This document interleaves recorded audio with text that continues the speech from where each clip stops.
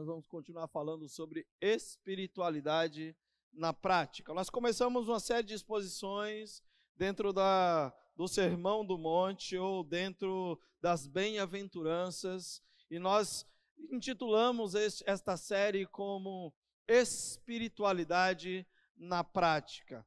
E nós vimos a semana passada a perípica ou a porção do texto do verso 17 ao verso 20, onde o pastor Gilcler nos desafiou a vivermos plenamente os desafios de olhar para o texto bíblico, para a realidade bíblica, desde o Antigo Testamento até o Novo Testamento, como uma realidade de pessoas que querem de fato praticar, porque é a palavra de Deus e é testificada pelo próprio Cristo. Fomos desafiados a pensarmos sobre a realidade de que tipo de vida nós estamos vivendo, que justiça impera na minha vida e na sua vida, na realidade do reino, se ela de fato tem sido iguais ou melhor do que a dos escribas e fariseus.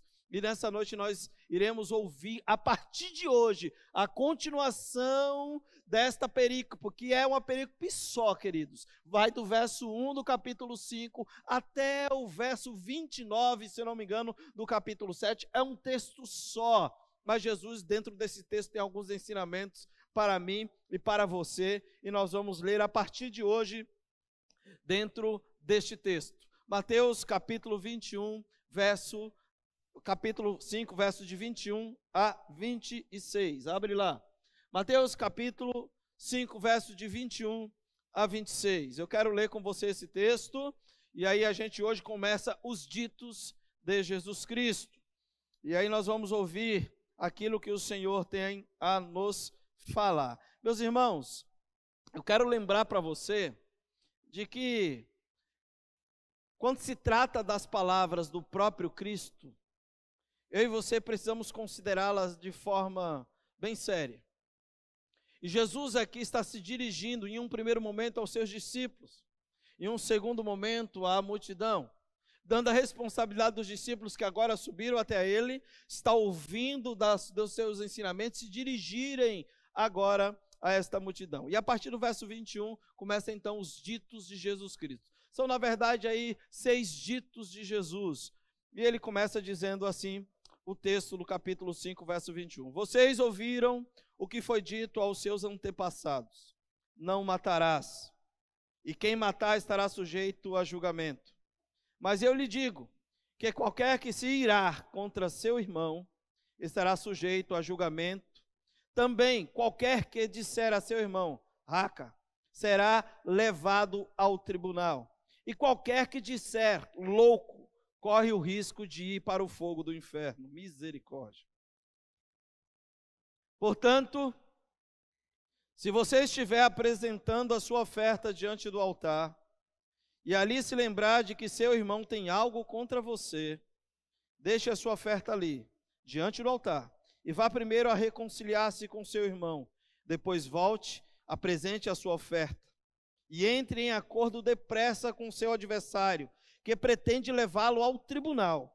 Faça isso enquanto ainda estiver com ele a caminho, pois caso contrário, ele poderá entregá-lo ao juiz, e o juiz ao guarda, e você poderá ser jogado na prisão. Eu lhe garanto que você não sairá de lá enquanto não pagar o último centavo. Senhor, está aqui a tua palavra, e rogamos ao Senhor que mais uma vez essa noite continues a falar aos nossos corações.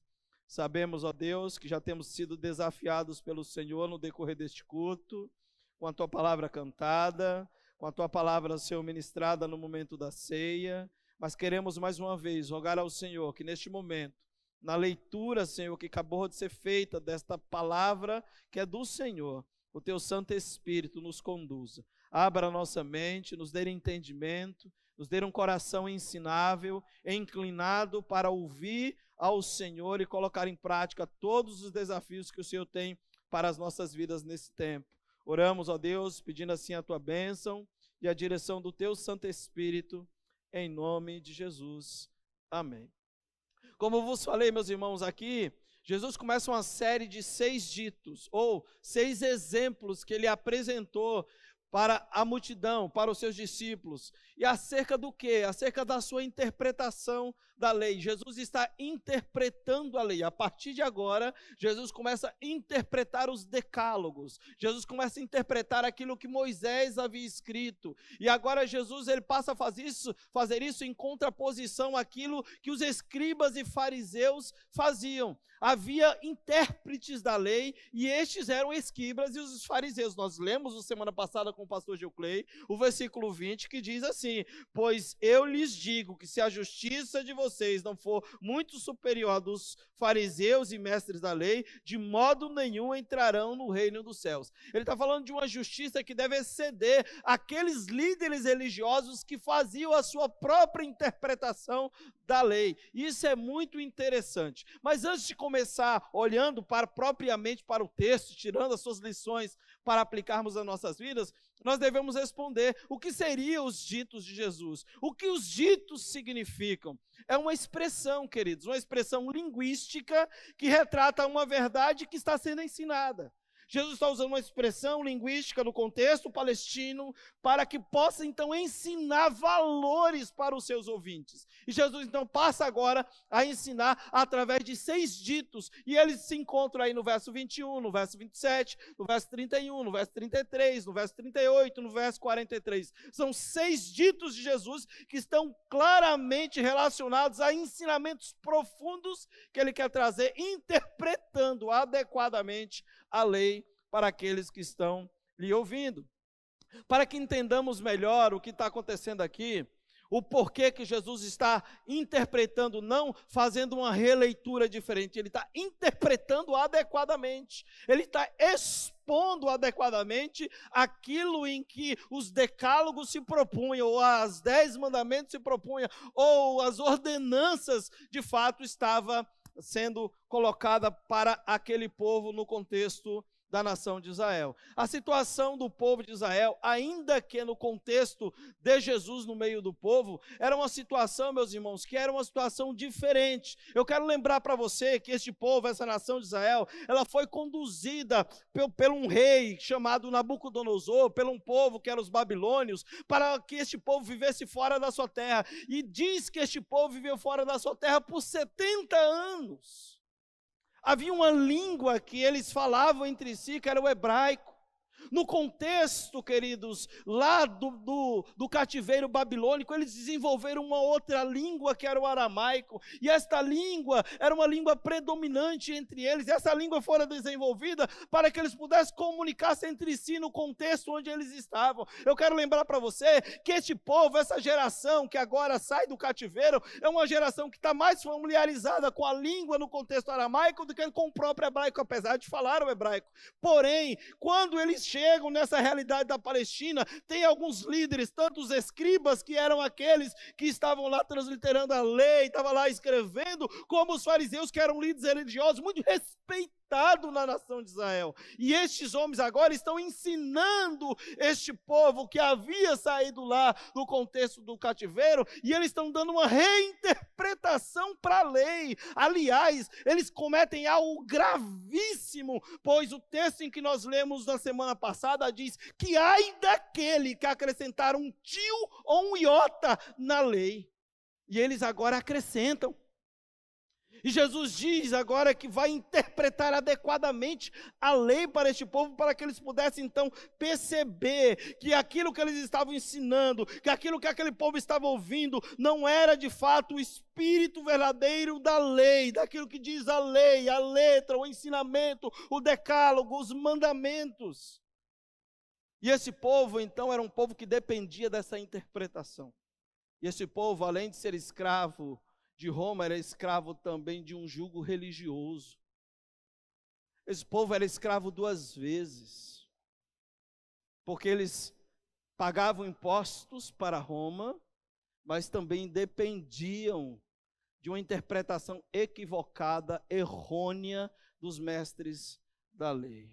É por isso que em Mateus capítulo 11 o Senhor faz um convite de que aquele povo vá até ele, e aquele povo então aprenda dele. E ele diz que o jugo, o fardo dele, o ensinamento dele é leve, não é como o desses homens, escribas e fariseus, como diz o próprio Jesus lá em Mateus capítulo 23, quando vai falar dos ais, ele fala que estes líderes religiosos atam fardos pesados sobre a vida do povo, em que eles mesmos não são capazes de mover com o próprio dedo. Então é nesse sentido que agora Jesus começa a dar de fato, queridos, uma interpretação adequada àquilo em que a lei se propunha a dizer. Então Jesus preocupa-se em realizar essa tarefa nos termos de uma legítima exposição bíblica, uma legítima exposição da palavra, em contraposição à falsa exposição apresentada então por esses líderes que são os escribas e fariseus. E para compreendermos então melhor essa real significação do sermão e essencial que estamos agora estudando, é necessário que a gente observe essa conexão daquilo que o Senhor começou a dizer anteriormente. Ele disse: se a justiça de vocês não exceder a dos escribas e fariseus, vocês não entrarão no reino de Deus. Ele está falando, existe aqui uma leitura equivocada daquilo que eles estão dizendo para vocês, mas vocês agora precisam ir além do que eles dizem. Vocês precisam ser genuinamente meus discípulos que vão viver adequadamente o que eu estou interpretando para vocês. Não é a literalidade do que eles dizem, é o espírito da lei. E nós vamos ver que é isso que o Senhor começa a fazer aqui. E agora deu boom. E é isso que dá. Vamos lá. Deixa eu me ajeitar aqui, irmãos, que o computador não está passando nada. Como diz o camarada, vamos orar porque o capeta está solto. Só um instante, meus irmãos, deixa eu ajeitar aqui.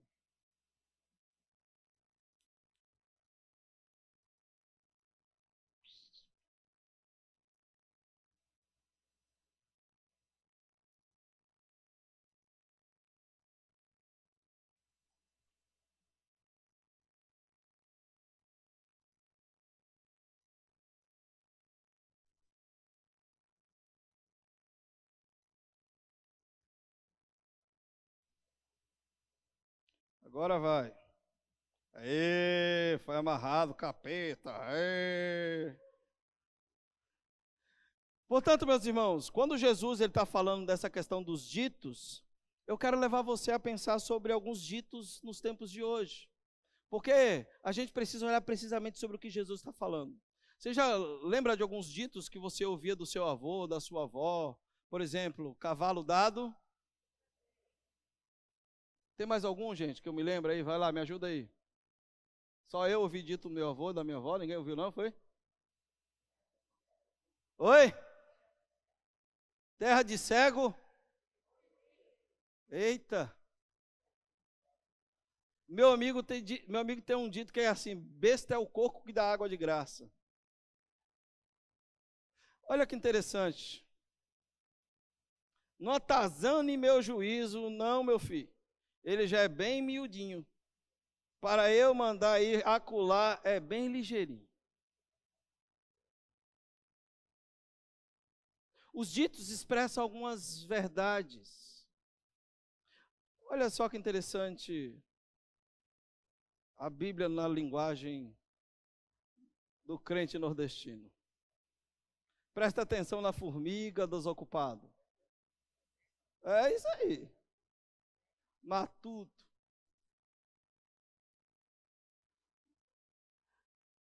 Queridos, o que Jesus nos ensina com seus ditos? O que eu e você precisamos aprender?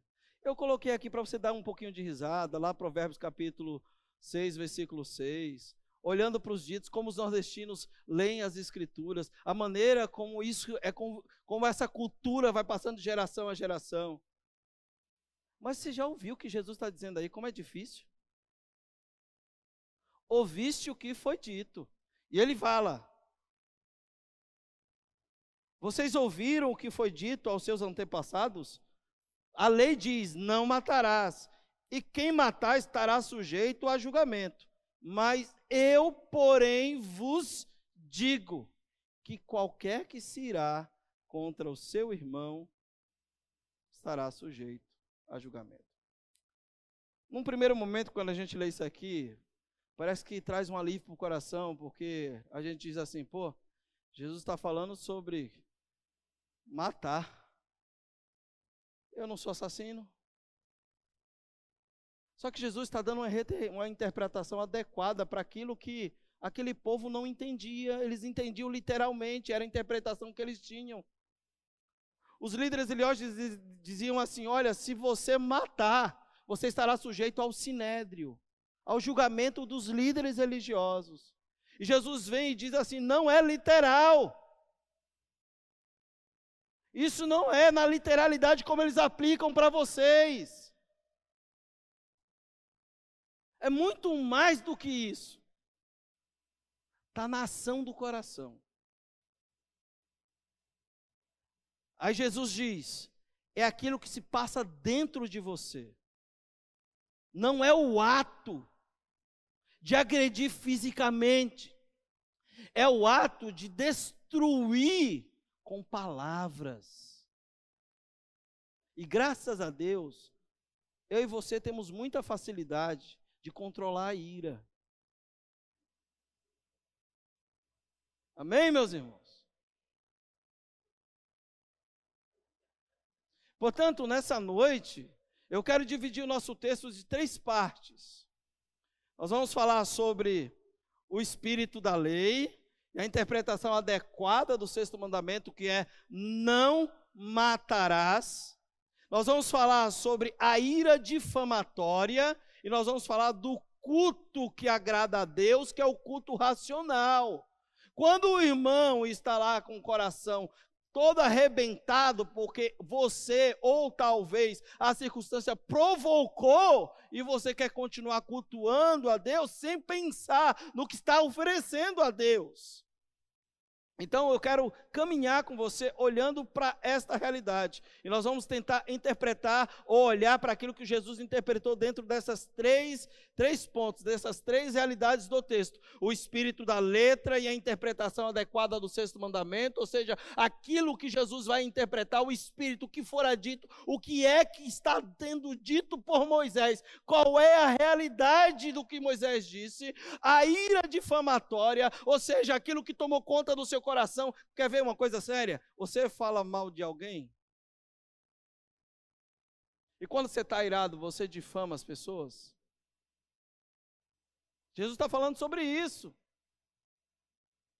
que nós devemos investigar. Nessa noite eu quero convidar você a fazer uma investigação profunda no seu, no meu, no nosso coração. Jesus diz, não é literal. Sabe quando é que você mata seu irmão? Quando a ira passa a dominar o seu coração e você passa então feri-lo, sendo arrogante, sendo maldoso, maledicente. E olha como isso é forte. Jesus disse que é isto que domina o meu e o seu coração, que está sujeito a julgamento. Não o julgamento do sinédrio, mas o julgamento divino. Porque o sinédrio não pode avaliar sentimento do coração. Só quem faz isso é Deus. O texto em que está diante de nós é um texto muito difícil. Então eu quero convidar você a gente olhar então para o primeiro ponto, o espírito da letra e a interpretação adequada do 6º mandamento. O 6º mandamento, como vos falei, é não matarás. A dificuldade inteira dos fariseus e dos escribas era que eles concentravam apenas no torno da letra e excluíram totalmente, meus irmãos, o espírito da lei. Ou seja, o que fora dito, o que é que está por trás da fala daquele que escreveu os 10 mandamentos ou os decálogos. E Jesus começa o texto como nós lemos, dizendo, ouviste o que foi dito. Em outras palavras, ele está dizendo, é isso que vocês têm ouvido, é isso que tem sido dito a vocês, é isso que vocês ouvem em forma de pregação, é isso que tem sido exposto diante de vocês nas sinagogas, quando vocês buscam ali a interpretação bíblica, é isso que vocês ouvem, é isso que vocês vivem, é isso que vocês buscam. E o resultado de tudo isso é que eles ouviam uma lei que nem mesmo era lei. Sim, era uma imitação da lei, era algo apresentado pelos escribas de forma toda particular. Esse ensino era um ensino distorcido daquilo que a lei em si se dizia. Era uma interpretação que estava mais baseada nas tradições daquilo que eles viviam do que na própria lei. Quero lembrá-los, Mateus capítulo 15. Quando os discípulos estão com Jesus, e alguns líderes religiosos, tais como esses, chegam até o Cristo e falam assim, chegam até os discípulos e falam para Jesus, por que é que teus discípulos comem sem lavar a mão? E ele começa então a dar uma interpretação adequada da lei, e ele então vai falar sobre algo que esses homens faziam. Quer dizer que eles estavam mais apegados àquilo que dizia a tradição dos anciões, do que a própria lei, do que a própria palavra. Jesus fala, o que contamina um homem não é o que entra, é o que sai, é o que está dentro dele. Mas vocês estão tão preocupados com a interpretação ou com a tradição que vocês vivem, que vocês esquecem de obedecer a própria palavra. Leia depois em casa o capítulo 15 de Mateus e você verá essas verdades. Jesus diz, vai além do que vocês traduzem, do que vocês interpretam. Aliás, no capítulo 15, há algo chamado, que é a tradição dos anciões, que era o comentário dos comentários, chamado a Mishnah ou a Gemara. Era tradição, era um comentário do comentário. E eles obedeciam mais o comentário do comentário do que a própria Escritura. Então Jesus está vindo para esses discípulos e está falando assim, olha, vocês ouviram, está ouvindo o que está sendo dito na sinagoga, as pregações que vocês estão ouvindo, os ensinamentos que vocês estão ouvindo, isso tudo está equivocado, não é literal, porque eles dizem que se vocês ouviram o que foi dito aos antepassados de vocês, não matarás, e aí acrescenta que não é um acréscimo ao que a lei diz, quem matar estará sujeito a julgamento. Isso é um acréscimo que eles colocam no texto. Não, o decálogo só diz assim, não matarás. E eles colocam um acréscimo dizendo, porém quem matar está sujeito ao julgamento. Então Jesus diz, eu porém vos digo.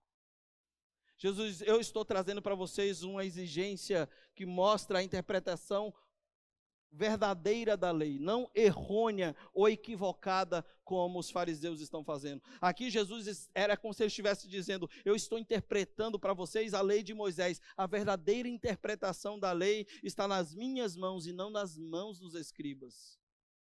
Sou eu que interpreto para vocês a lei. Vocês ouviram o que os antepassados de vocês ouviram? Não matarás. E essa continuação de que vocês ouvem aí, não é verdadeira. A lei não diz, porém quem matar estará sujeito a julgamento. A lei só diz, não matarás. E aí Jesus continua no versículo 22, mas eu lhes digo que qualquer que se irá contra seu irmão, qualquer que se irá contra aquele que está ao seu lado, contra a sua família, contra o seu irmão, esse, sim, estará sujeito a julgamento. Percebe que Jesus sai da realidade daquilo que era aplicado na literalidade para mostrar e fazer uma leitura adequada do espírito da lei, é o que está no coração. Se você começar a ler, você vai perceber que Jesus fala sobre isso. No próximo sermão vocês vão ouvir, ouviste o que foi dito? Não adulterarás. Eu, porém, vos digo, qualquer que olhar com a intenção. Ele olha para o coração, gente, para o cerne, da onde brota todas essas maldades. E Jesus então interpreta adequadamente. Eu acho interessante porque é uma tradução que diz assim, eu porém vos digo, que aquele que sem motivo se irá contra o seu irmão. No texto, quando a gente olha o original, esse termo que nós chamamos um termo qualificador, sem motivo, não deveria constar na tradução. Ou seja, essa expressão não está nos melhores manuscritos, sem motivo. Porém, ainda que essa expressão seja aceita integralmente no texto, como nós lemos aí na tradução revista e atualizada, estamos diante de uma tremenda exigência, irmãos. Não é se irá sem motivo, ele mesmo que tenha esse sem motivo, é uma exigência enorme para mim e para você. E se deixarmos de lado essa qualificação sem motivo, é mais severa ainda. Ele está falando qualquer um que se irá, que perder o controle, qualquer um que se tornar enervado. Ah, pastor, mas Jesus não se irou contra o pecado, não contra as pessoas. Nosso problema é a gente não ira-se contra o pecado, a gente está irado com pessoas. Jesus se irou lá no contexto onde entrava no templo, eles estavam fazendo do templo um lugar de era de oração, casa de salteadores, onde as pessoas roubavam. Quando a gente lê o texto lá de 1 Pedro, no capítulo 2, diz que ele foi conduzido, ele foi esbofeteado, e ele não abriu a boca, ele não proferiu palavras, mesmo diante dos momentos mais difíceis da vida.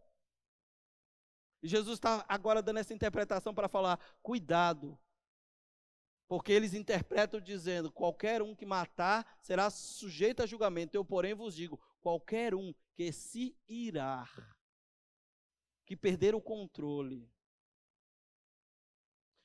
Exemplo claro, para aplicar, para ficar melhor para mim e para você. Quantos de nós já não perdemos o controle no trânsito? Quantos de nós já não ficamos nervosos e falamos alguma situação em meio ao caos de um trânsito caótico, onde as pessoas não se respeitam? Eu, algumas vezes.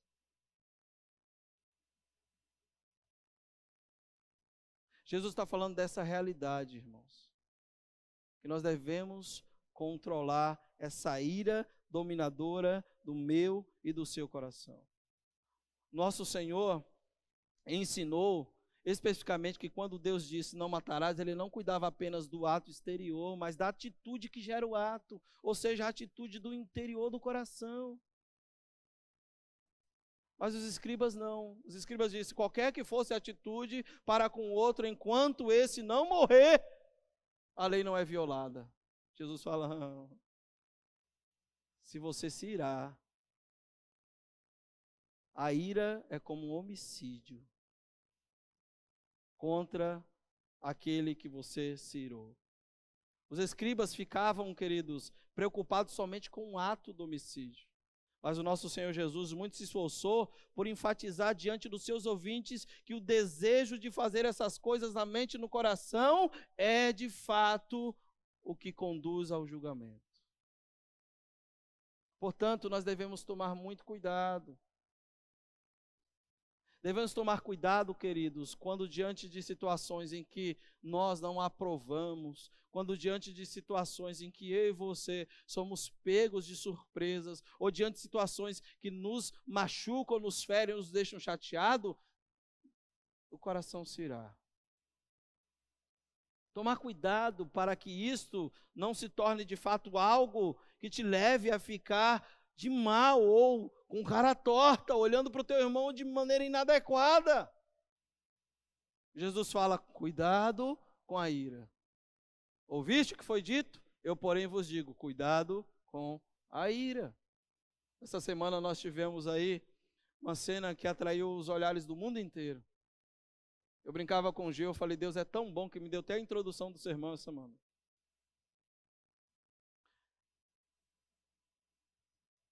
O Oscar, onde o mundo todo está de olho, surge a ação de um homem, do Will Smith,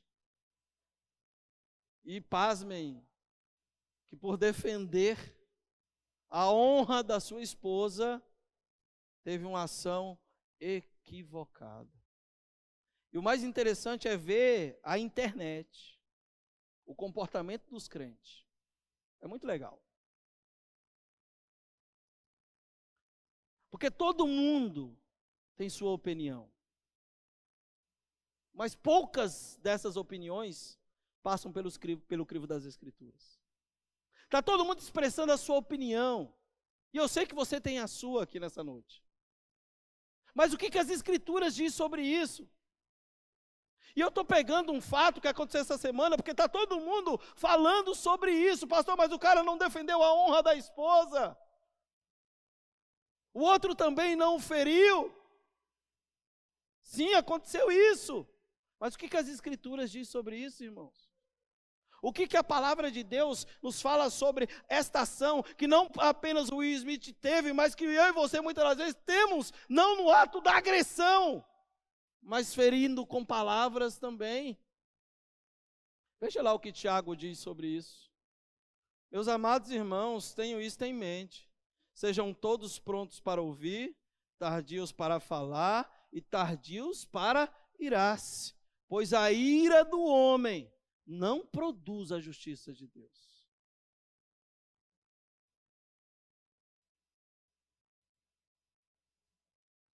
O que ele fez, queridos, está errado. Biblicamente falando, a ação dele, ainda que esteja sendo tomada pelo um coração enevado, agindo, agredindo o colega de trabalho, está errado. Ah, pastor, fala algo mais prático, simples. Quando você não aprova o comportamento do irmão, e ao invés de ajudá-lo a amadurecer, você vira a cara. Você se ira.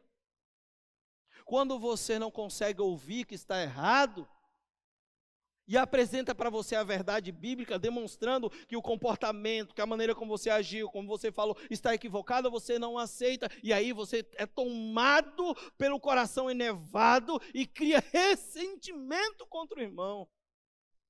Jesus fala, cuidado, porque a verdadeira interpretação da lei não é o ato na realidade literal, mas é o que se passa no coração. Isso é muito triste, nós temos que tomar cuidado. Odiar, nutrir ressentimento, ter sentimento desagradável, maligno para com outra pessoa, sem qualquer motivo, é idêntico ao homicídio. Quem está falando isso é Cristo. E graças a Deus, meus irmãos, que em Cubatão não tem nada disso, mas em Capim Grosso está cheio. Graças a Deus a gente controla o coração. Quando nos desaprovamos, quando somos desaprovados pelos outros, não se iramos. Cuidado. Quantas vezes no coração nós matamos o irmão? Quantas vezes no nosso coração nós matamos a esposa? Quantas vezes em nosso coração nós matamos o esposo? Quantas vezes no nosso coração nós matamos os próprios filhos, amigos e irmãos?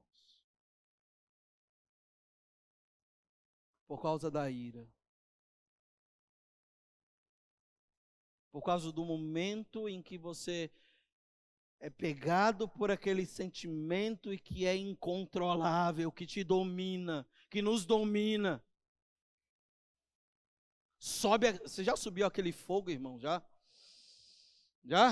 Vou matar. É desse sentimento que eu sei que você tem aí no seu coração e que tem aqui dentro deste meu coração, que nós lutamos diariamente e que Jesus está dizendo, é esse sentimento aí que eu estou falando. Não é a literalidade do matar, é quando você agride seu irmão, a sua esposa, o seu esposo, os seus filhos com as suas palavras. Essa é a verdadeira interpretação da lei. É o ato do coração e não a ação em si próprio. Veja o texto que vocês estudaram recentemente, o que diz. Quem odeia seu irmão é assassino. E vocês sabem que nenhum assassino tem vida eterna em si mesmo. Mas isso é muito pesado, né, irmãos? Para quem que a epístola é escrita? Para a igreja. Jesus está falando com um povo que é discípulo, para uma comunidade que agora, a partir deles, vai começar a tomar conta da realidade de mundo. E Jesus está dando orientações com relação à vida, no comportamento do reino. E está falando, olha, essa interpretação de dizer, bate o teu irmão, fere a teu irmão, arrebenta com ele, mas não tira a vida, porque senão você vai ser julgado, está errado. Ele está falando assim, você não tem que estar preocupado com o ato físico, é muito mais do que isso. É o coração de vocês. Quando vocês perderem o controle por serem desaprovados por coisas que vocês fazem, cuidado com a ira para que vocês não sejam feridos e não firam a outros. Cuidado com a ira que toma conta do coração de vocês. Portanto, meus irmãos, nós não devemos pensar sobre a lei de Deus ou sobre a necessidade de agradarmos a Deus somente em termos daquilo que fazemos ou deixamos de fazer. É a condição íntima, é a atitude do coração que Deus está observando constantemente. Deus está olhando para a realidade íntima do coração e não para aquilo que está externo, onde todo mundo vê. Deus está olhando o ato do coração, onde brota a raiz de tudo isso. Frequentemente Jesus afirmou em conexão com isso, que é do coração que saem os maus desígnios, as más ações, é do coração do homem que sai tudo isso, é de lá que ele olha. Observa comigo o texto lá que eu mencionei para vocês, só que agora nós vamos ler lá no Evangelho de Marcos, capítulo 7, verso 18 a 21. Abre aí rapidamente, quero ler esse texto com você. Jesus fala constantemente sobre essa realidade, ainda dentro de outros evangelhos. A partir do verso 18, Marcos capítulo 7, versículo 18, será que vocês também não conseguem entender? Perguntou-lhe Jesus, não percebem que nada que entra no homem pode torná-lo impuro? Porque não entra em seu coração, mas em seu estômago, sendo, pois, eliminado. Ao dizer isso, Jesus declarou puros todos os alimentos e continuou, o que sai do homem é que torna o homem puro. Pois do interior do coração do homem vêm os maus pensamentos, as imoralidades sexuais, os roubos, os homicídios, os adultérios, a cobiça, a maldade, o engano, a devassidão, a inveja, a calúnia, a arrogância, a insensatez. E aí ele vai. É o coração. Jesus está falando lá do interior do coração. É por isso que ele fala, ouviste o que foi dito? Eu, porém, vos digo, cuidado com a ira. Quem estará sujeito a julgamento? Aqui Jesus está declarando que quem está sujeito a julgamento não é um julgamento humano pelo sinédrio, é um julgamento divino. O sinédrio julgava as causas daquilo que eles interpretavam como adequado, conduzindo pessoas até o sinédrio. O que é o sinédrio? O sinédrio, queridos, é um grupo de aproximadamente 72 pessoas compostas por líderes, tanto escribas como fariseus e saduceus, e que julgava a causa do povo. Jesus está falando, não é diante desse julgamento que vocês comparecerão diante do julgamento divino, daquele que é capaz de sondar o coração, daquele que é capaz de sondar a motivação. É diante desse julgamento que vocês estarão no fim de tudo. E essa é a solene advertência que Jesus fala. Jesus fala, é esse julgamento que vocês estão, então, prestes a viver. Porque Jesus está olhando a ação interna. Portanto, queridos, cuidado como você lidar com a ira no seu coração. Seja na realidade da sua família, seja na realidade da igreja, do seu trabalho. Cuidado para que a ira não se torne algo que domine o seu coração e te faça ter ações que cause homicídio verbal. Estamos em um ano muito perigoso. Muito, mas muito perigoso. E eu preciso falar sobre isso. Abrindo colchetes.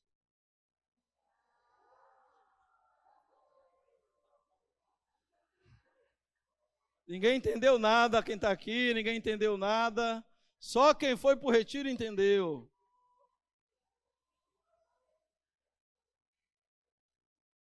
Estamos em um ano de eleição.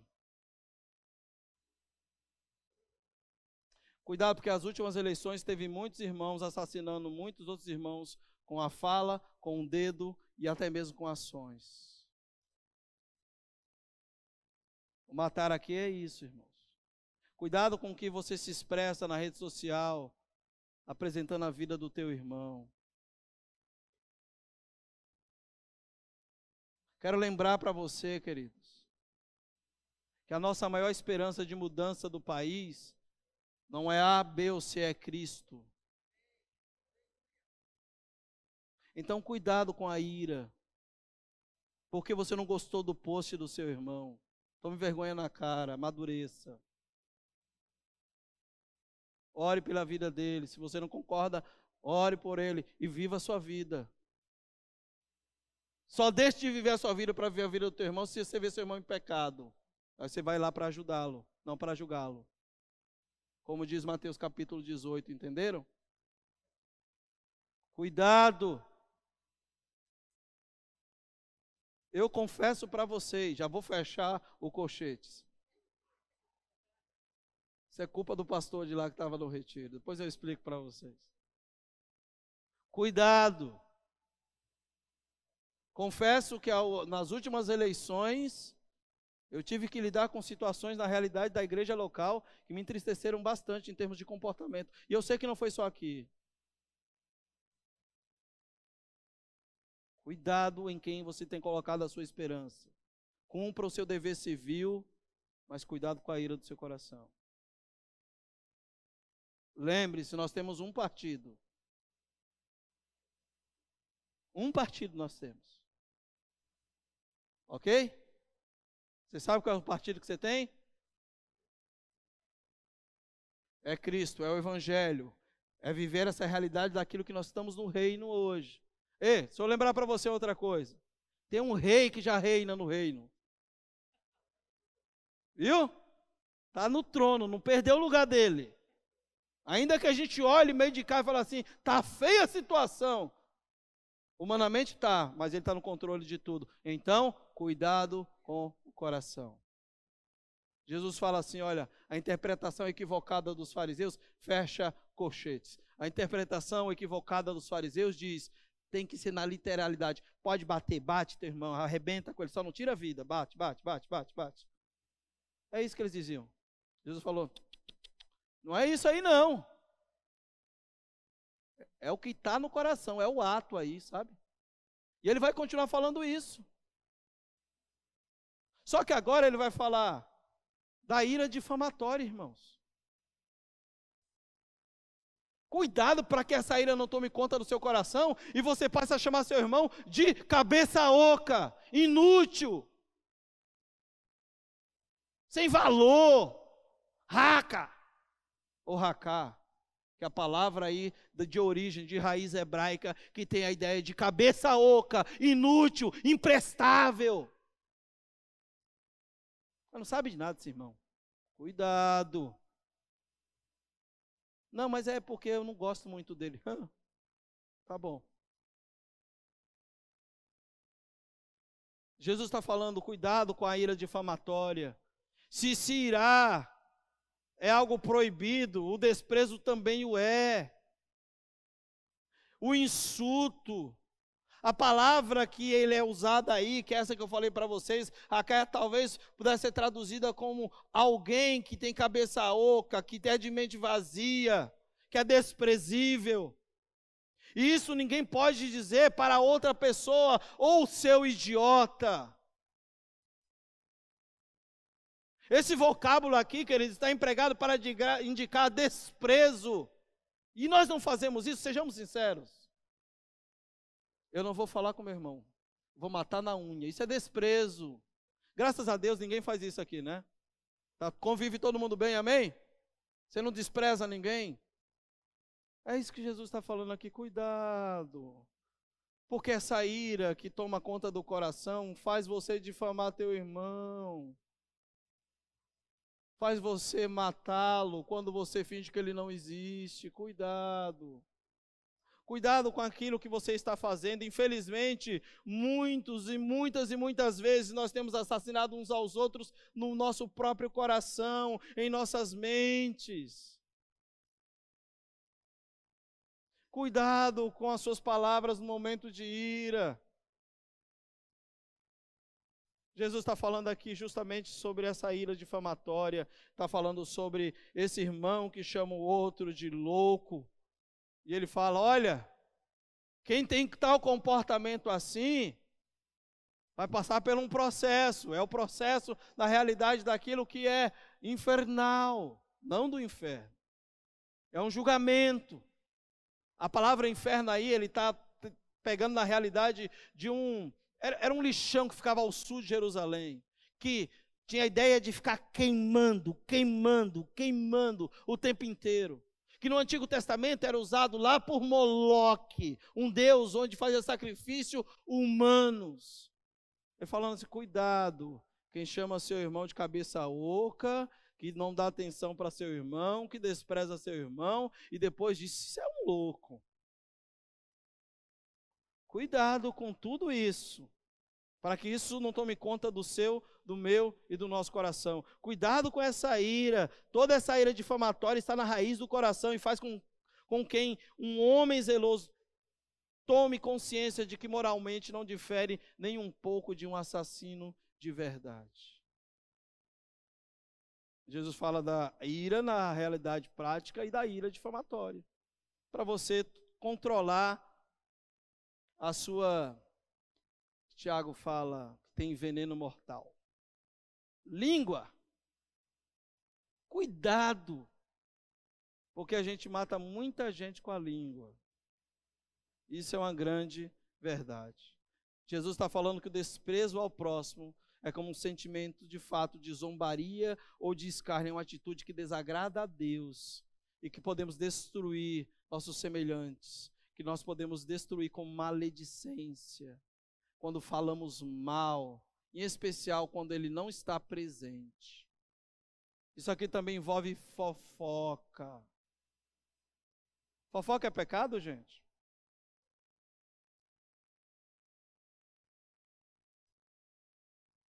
Cuidado, meus irmãos.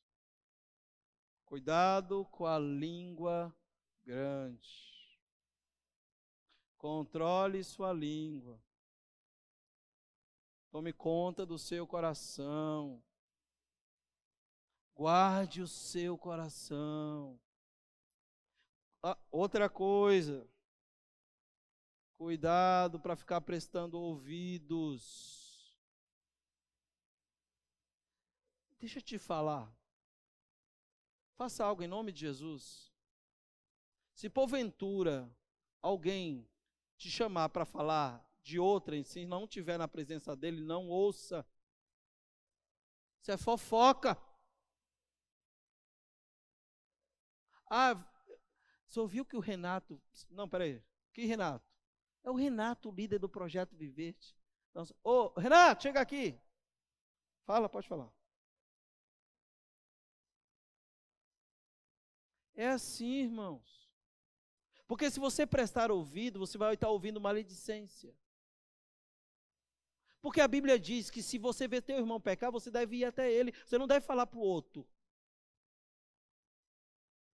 É isso que a Bíblia diz. Viu teu irmão pecar? Vai até ele, entre ti e ele só. E diz, rapaz, olha, puxa vida, eu vim aqui. Não é para te julgar, não, é para ganhá-lo. Essa ação é uma ação pecaminosa, não agrada a Deus, é assim, assim, assim. Não é para ir ao irmão e falar, rapaz, eu vi um negócio. Isso é fofoca. Cuidado com a ira difamatória, cuidado com as palavras de maledicência, cuidado com a fofoca, não preste ouvido nem fale. Controle. O texto é muito interessante, porque o texto que nós estamos lendo, verso 22, fala, mas eu lhes digo, qualquer que se irá contra seu irmão, ele estará sujeito a julgamento, e também qualquer que disser a seu irmão, raca, será levado ao tribunal, e qualquer que disser louco, corre o risco de ir para o inferno. Isso é ira difamatória, quando você pronuncia coisas que não deveria contra o irmão. Cuidado. E o nosso terceiro ponto tem a ver com o culto, irmãos. Se eu não devo me irar, ou permitir que a ira tome conta de mim, se eu não devo permitir de que a ira tome conta de mim, muito menos de que ela provoque em mim calúnias ou uma ira difamatória, que difame o irmão, que fale contra o irmão. Ele agora parte para a questão prática. E qual é a questão prática que Jesus parte? É o culto. A questão prática é o culto. O texto continua, se pois, continuou Jesus, portanto, todavia. E ele prosseguiu dando aplicações práticas dos princípios que acabou de ensinar. Quais são os princípios? Cuidado com a ira não tomar conta do seu coração. Cuidado com as palavras de maledicência. Cuidado com as palavras difamatórias. Esse era o tema que ele está falando. Sendo a ira um insulto sério e tão perigoso, ele diz, vocês devem fugir dela. Ele apresenta agora duas ilustrações a respeito dessa questão prática. A primeira da pessoa que vai ao templo oferecer a Deus sacrifícios. E a segunda pessoa que vai ao tribunal responder por acusações. E essa pessoa que vai a Deus oferecer sacrifícios, preste bem atenção em algo interessante. Jesus expressou-se aqui em termos culturais, no seu tempo, quando o templo ainda existia, quando ainda se oferecia sacrifícios.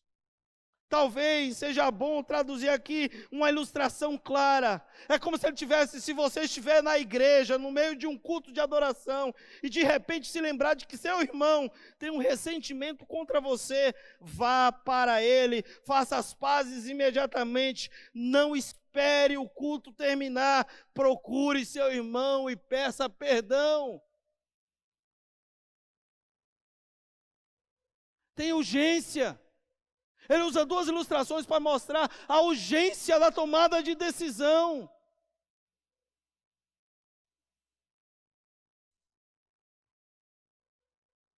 Muito embora ele seja inocente, irmãos, o texto é claro em dizer isso. Muito embora o ofendido seja inocente, Deus coloca sobre ele a responsabilidade de corrigir o erro. Veja se não é isso que diz o texto. Portanto, se você estiver apresentando a sua oferta, se você estiver cultuando a Deus diante do altar e ali se lembrar de que seu irmão tem algo contra você, você sabe que tem alguém que tem alguma coisa contra você, você foi ofendido, você foi ferido, ele fala, a responsabilidade é sua, que veio diante de mim, reconheceu a realidade de relacionamento que tem para comigo e se refletiu na vida do próximo, então vá até ele e conserte as coisas. Isso é duro, mas Jesus está falando sobre essa realidade. Deus não diz para esperar até que o irmão irado venha endireite a situação. Deus diz que a pessoa sabe que alguém não comunga com ela, não tem comunhão com ela, cabe a essa pessoa procurar a reconciliação. Quem é que faz isso? O ofendido. Ah, não fui eu? É você. Seu irmão está magoado. É porque ele é imaturo. Então ajude ele a maturar. Vá até ele. E diga assim, puxa meu irmão. Perdão. Pastor, mas eu não vou falar isso, essa humilhação. Lembra o que Cristo, teu Senhor, meu mestre, fez? Ele nos ensinou sendo humildes. O texto fala que você tem que ir, você tem que procurar reconciliação, você tem que pedir perdão. Não é o agressor, é você. Note que o processo que Jesus propõe é, você se aproxima de Deus primeiro, é no ato de adoração. Irmãos, é esse ato aqui que nós estamos nessa noite. Nós nos aproximamos de Deus, nós vamos até o altar trazer a oferta, a adoração. Contudo, quando você contempla a Deus, pensa sobre a sua vida em relação àqueles que estão ao seu lado, as pessoas, percebe que sua vida tem acusações contra você, então você vai ao próximo. E o texto continua mostrando que você deve deixar a sua oferta.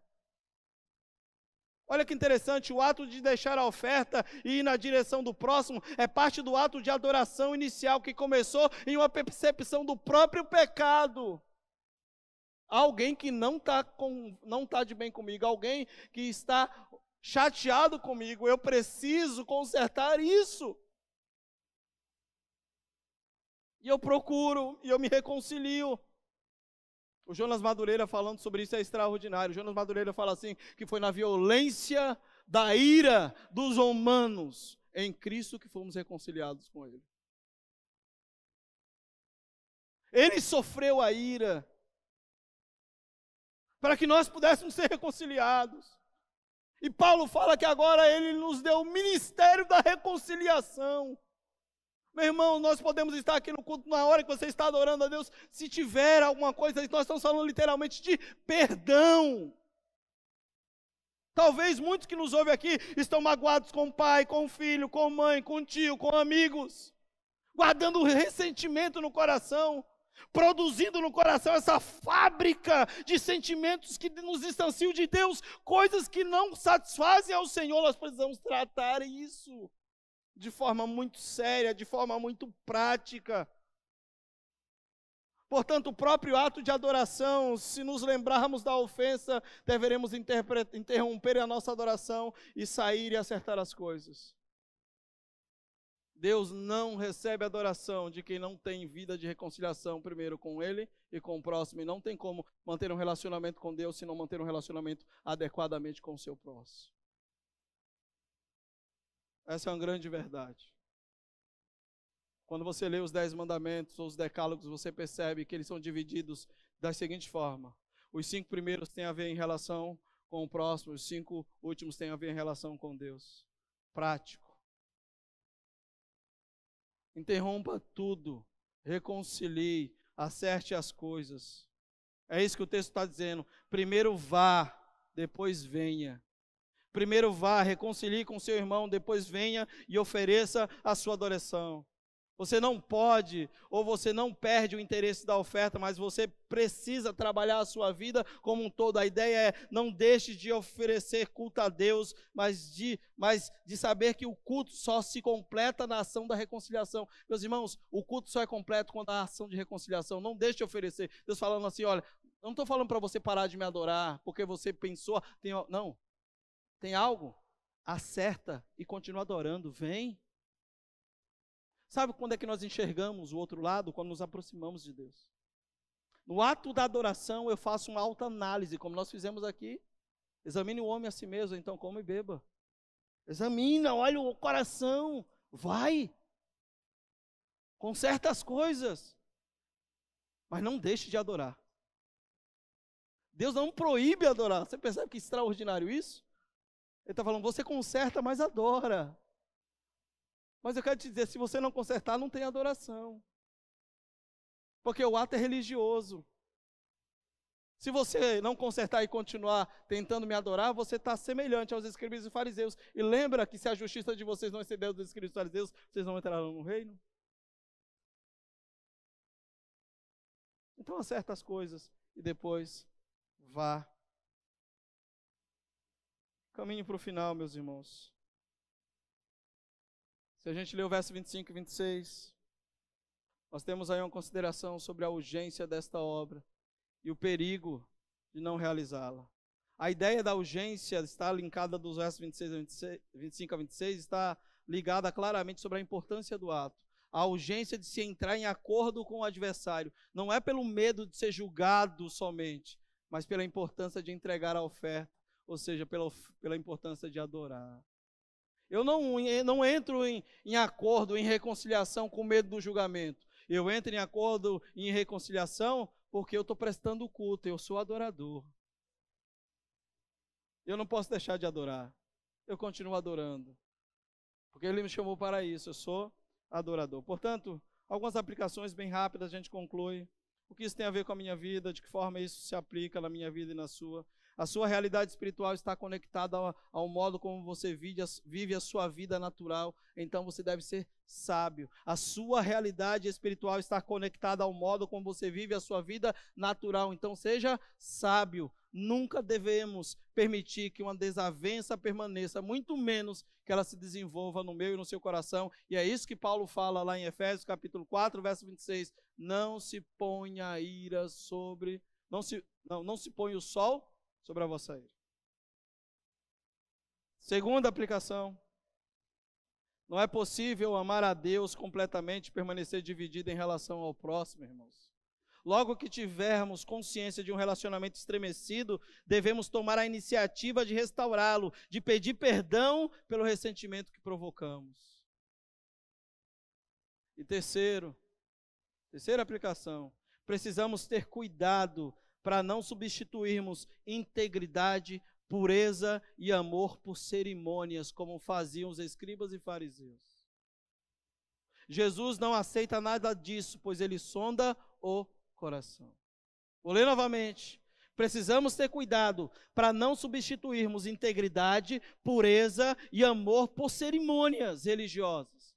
Tais como, eu vou adorar a Deus, vou lá no culto no domingo, não tem problema, vou cantar, está tudo bem. Isso é cerimônia religiosa, se você não acertar as coisas do seu irmão. Eu vou lá, vou dar oferta, isso é cerimônia religiosa, se você não acertar as coisas do seu irmão. Eu vou lá e eu vou cantar, isso é cerimônia religiosa, se você não acertar as coisas com o seu irmão. Nós precisamos, queridos, lutar e trabalhar claramente o nosso coração. Jesus não aceita nenhum ato de adoração se ele estiver linkado simplesmente a um conceito de religiosidade. O Senhor se relaciona com o coração de homens e mulheres que se aproxima, reconhece o seu pecado e vai se reconciliar. Porque ele passou pelo processo. Deus se aproximou, resgatou, trouxe, reconciliou e agora disse, vai. Essa é a ação. Agora, vai, reconcilia.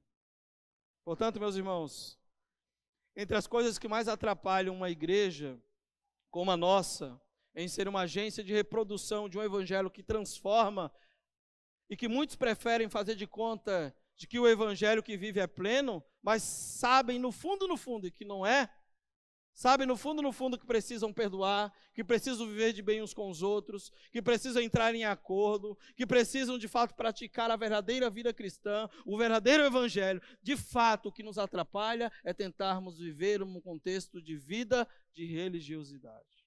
É óbvio que eu e você não somos perfeitos, mas em uma coisa é certa, é nesse esparramar de defeitos, em meio a esses muitos pecados, que Deus nos convida a amar a Ele, a servir a Ele e também ao próximo constantemente.